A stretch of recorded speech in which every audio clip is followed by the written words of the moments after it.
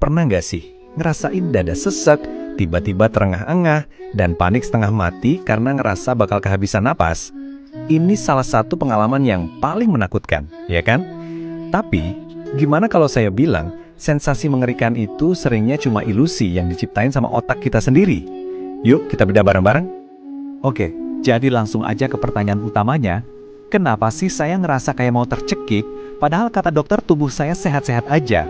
Nah, ini dia teka-teki yang bakal kita pecahkan bareng dalam beberapa menit ke depan. Ini dia peta jalan kita. Kita mulai dari memahami ilusi sesak napasnya. Terus kita selami sains di baliknya.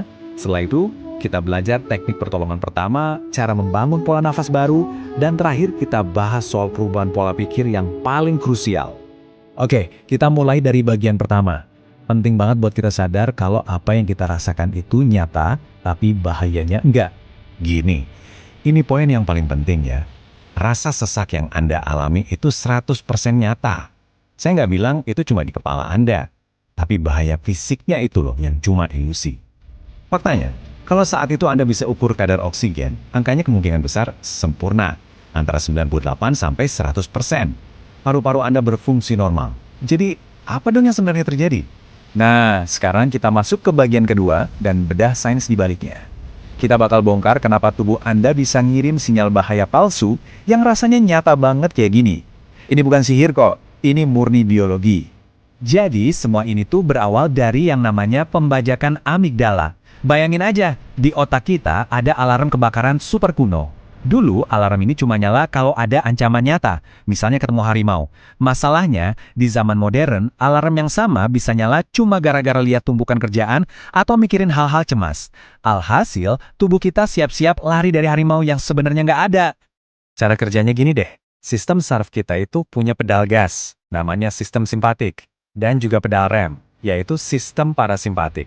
Nah, pas kita cemas, rasanya itu kayak kaki kita kejebak menekan pedal gas terus-terusan. Mesin tubuh kita jadi meraung-raung dalam mode siaga tinggi. Nggak bisa santai. Oke, sekarang kita sampai di bagian yang paling mengejutkan. Namanya efek Bohr. Kita kan semua mikir kalau CO2 itu cuma gas buangan yang nggak guna ya. Ternyata salah besar. CO2 itu justru kunci yang dibutuhin sel darah merah buat bisa ngelepasin oksigen ke otak dan seluruh tubuh. Tanpa kunci itu, oksigennya bakal tetap terkurung di dalam darah. Jadi, disinilah letak paradoks utamanya. Pas kita panik dan napas terengah-engah, kita itu justru membuang terlalu banyak CO2. Tanpa CO2 yang cukup, darah kita jadi pelet dan nggak mau ngelepasin oksigennya. Akibatnya, walaupun darah kita penuh oksigen, otak kita malah kelaparan oksigen. Inilah yang bikin kita pusing dan merasa tercekik.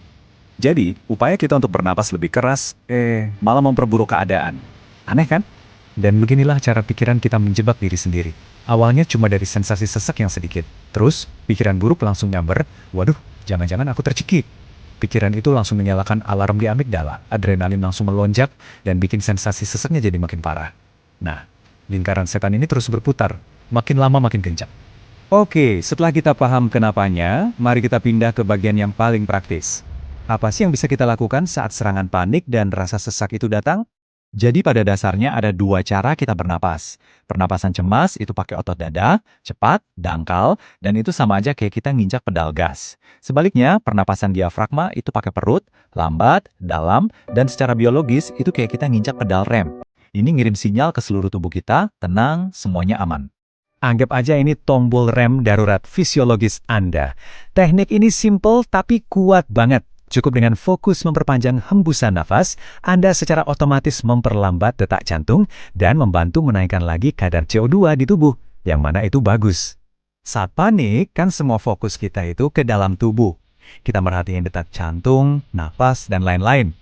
Nah, teknik ini ampuh karena memaksa otak kita buat ganti fokus keluar, ke lingkungan sekitar kita. Ini secara efektif memutus lingkaran setan fokus internal pada sensasi tubuh. Dan bisa secara instan mengurangi intensitas paniknya. Teknik-teknik darurat tadi memang penting, tapi tujuan akhirnya kan pemulihan jangka panjang ya. Jadi yuk kita lihat gimana caranya membangun kembali pola pernapasan dan respons otak kita biar nggak gampang panik lagi. Ini teknik yang dipakai sama pasukan elit loh, biar tetap tenang di bawah tekanan yang super tinggi. Latihan ini secara sistematis mengatur ulang irama napas kita dan melatih sistem saraf biar lebih tahan banting sama stres. Nah, bagian menahan napas itu adalah kuncinya untuk memulihkan kadar CO2 yang seimbang. Ini soal mengubah gaya hidup. Pertama, stop kebiasaan ngecek napas terus-terusan. Justru tindakan itu yang jadi pemicunya. Kedua, ajari otak Anda bahwa jantung berdebar kencang pas olahraga itu aman, bukan bahaya. Dan ketiga, ya kurangi stimulan kayak kafein yang bikin sistem saraf kita jadi gampang tegang. Dan sekarang, kita sampai di konsep terakhir, dan mungkin yang paling bisa mengubah segalanya. Kunci dari pemulihan adalah berhenti melawan sensasi itu sendiri. Nah, ini dia inti dari psikologi kecemasan. Perlawanan Anda itu justru jadi bensinnya. Saat Anda mati-matian melawan rasa sesak, otak Anda malah berpikir, oh ini pasti bahaya banget, kita harus naikin level alarmnya. Perlawanan Anda justru memperkuat apa yang paling Anda takuti. Jadi daripada melawannya, coba deh pakai mantra ini. Sapa aja kecemasan itu. Akui dia sebagai sensasi kimia sementara, alarm palsu, dan biarkan dia lewat. Dengan begitu, Anda mengambil kembali kendali. Anda memberitahu otak Anda bahwa tidak ada bahaya nyata. Ini bukan tentang menghilangkan perasaan itu, tapi tentang mengubah hubungan Anda dengannya. Dan disitulah, di dalam penerimaan itu, Anda akan menemukan kebebasan untuk bisa bernapas dengan lega kembali.